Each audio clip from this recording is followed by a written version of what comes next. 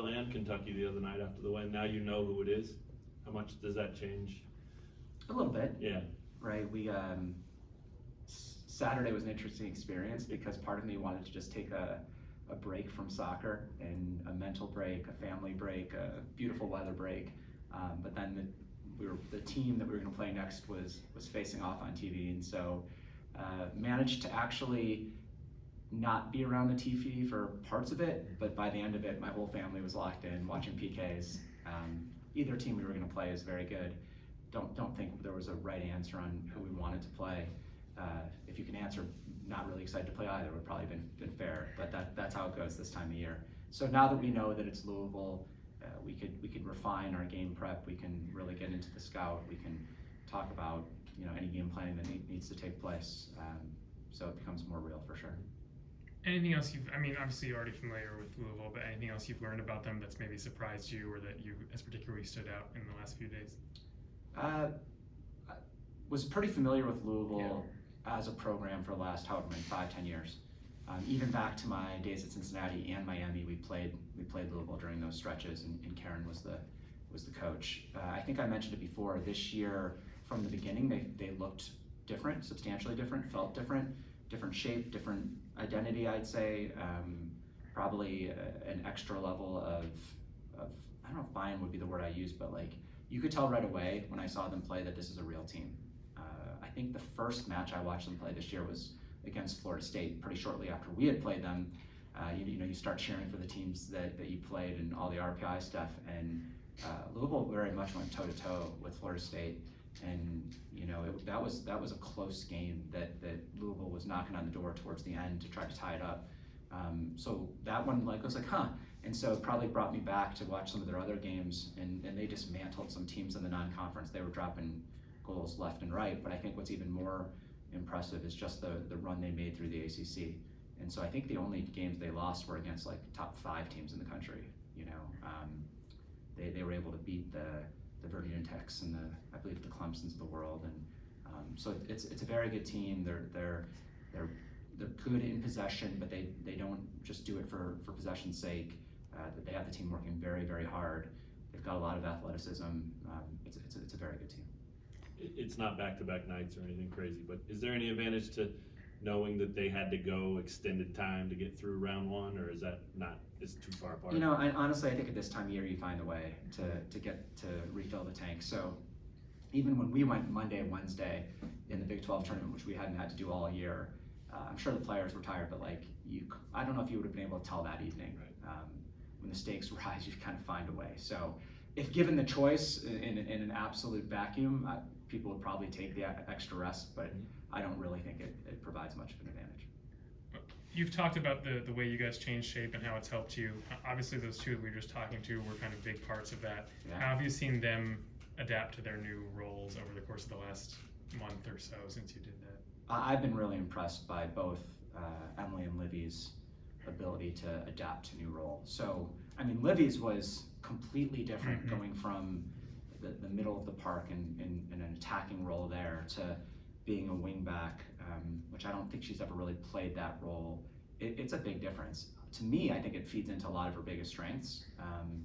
She's really dynamic out there, and her service can be really dangerous with both feet, but there's a set of defensive responsibilities that's different. You might have to defend your own box a little bit more. You might have to get run at 1v1 more. So not an easy transition, and right from the start, I thought she's done well with it and continues to grow in each game.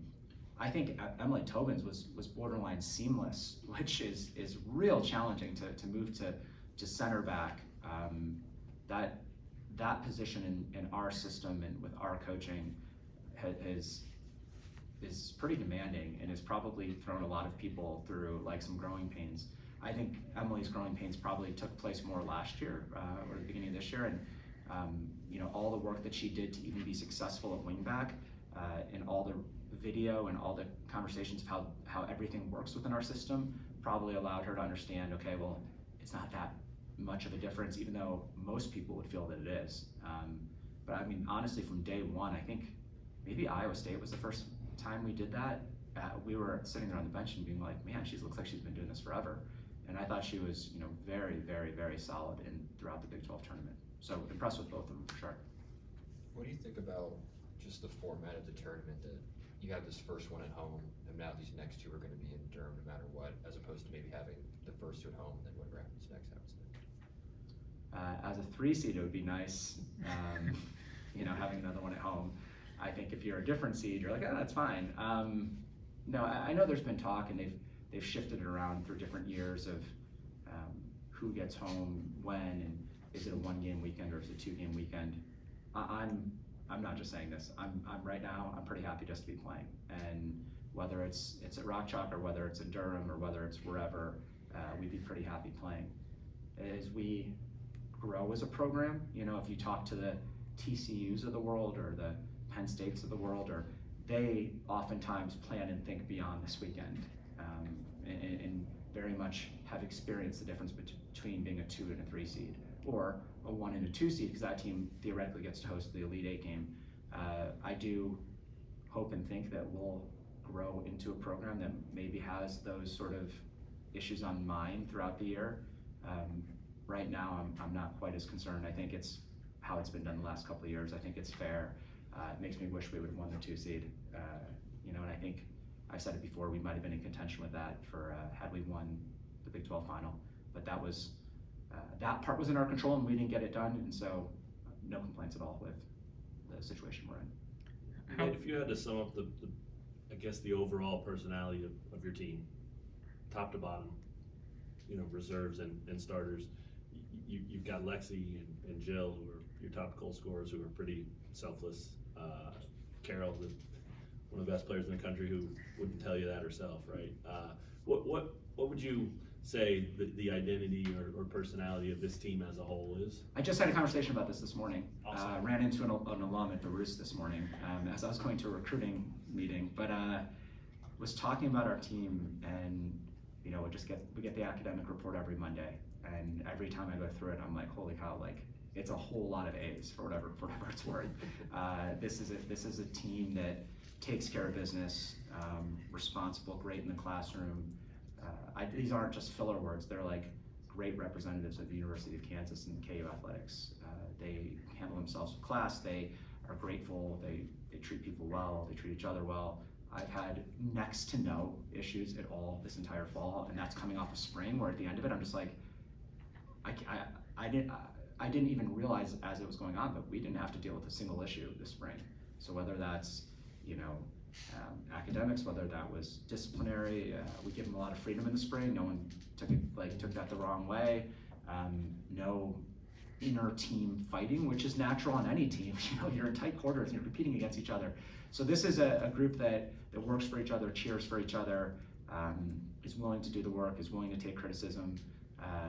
What I don't know, and what's going to maybe show up, and we're going to have to find out here, is like to what extent are we just straight out winners, and to what extent do we have the person who's going to will us to that victory, and how deep are we willing to go, and how like all that extra stuff. I know we're going to hit any sort of threshold for a normal student athlete or a normal team, but the teams that do special things usually have special players pulling them along, or special will, or whatever it may be. That's where we'll see. I think there are certain players that can probably do that in our team, and it's a huge ask. This is the time of year that it would sure be nice to have those heroes emerge. Do you pull them aside, whoever they are, and say, hey, need this or whatever, or is that not part of it? A little bit. Mm-hmm. I don't think it's fair to do to every player, Sure. and it can be a big burden, for players that's not the easiest thing to hear, right? And so we try to find that balance of, with a group of women, can I still say man management? It's a term kind of in coaching of you manage the whole team, but then individually, how do you get the most out of that player? Try to find that, but within sort of the construct of the team, where it's not just singling people out. I don't think it's fair to go win us a game, I do think it's fair to say, hey, you're a personality player on this team, and we need to see your personality now. And your best skill set might be blank. This is the time that we need it from you. And yeah, I do think we have some of those players, and this is the time of year that the big time players make big time plays, big time games, you know. Kind of related, but I guess how would you assess the demeanor with which your team's approaching this week? It's uncharted territory for basically everyone except the coaching staff to get past the first round. Yeah, it's business as usual, but there's a little bit of the shuffling of the deck where even just playing on a Friday, it was a little bit like disorienting being off on a Saturday, and then we actually train Sunday, which we never do. Today is usually our off day, but we're actually going to train because tomorrow's going to end up being a travel day. And you know, all that is being done in real time because it depends on when your flights are. And if we could, we would train out in Durham tomorrow, but that's not going to be an option. So we changed some things around. Again, this is where I have a lot of confidence in this group. Is like we can move training from Sunday to Monday. They're going to be fine. They're going to perform today, and they're not going to use it as an excuse for Thursday. What I do think is just different is people have to maybe shuffle around academic stuff, which matters to them. One of the decisions we had to make was I already said it to most of this group is like I don't think we played our best or near our best on Friday, and we as a coaching staff had to make a decision. Just write it off. We won. It was a different kind of game. Let's just let it go, or address it and talk about what we need to do better in order to win our next game. And we went that route, the latter route. And so on Saturday before training, we essentially sat down with 20 clips of like, hey, this is stuff that we need to get better. This is stuff we'll get punished if we don't.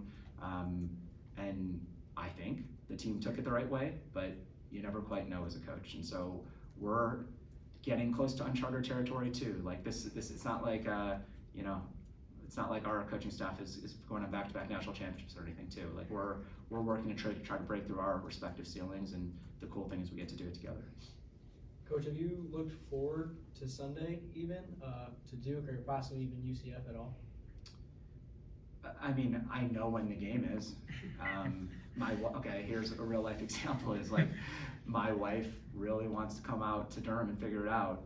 We happen to have 3 kids. I don't think she's going to be able to make it on Thursday, so then she's deciding does she try to come out Sunday. And so these things exist, right? We have to figure out how we get home. In order to do that, like it's Bernie's job to have options, and that option might be on Friday, and that option might be on Monday, or now they just changed our Sunday game. If we play it to earlier in the day, maybe we gotta get out after. These are conversations that have to take place, right? For people to do their job. In the end, a lot of those decisions, like even though everyone else is doing the work, I have to make the final decision. So I know about Sunday. I don't think much of our brain space is going there. If we're fortunate enough to play there, we're going to be happy. We're going to be ready. We're going to have the energy to attack whoever we play. We're very much focused on the Thursday night match. Anything else for Coach?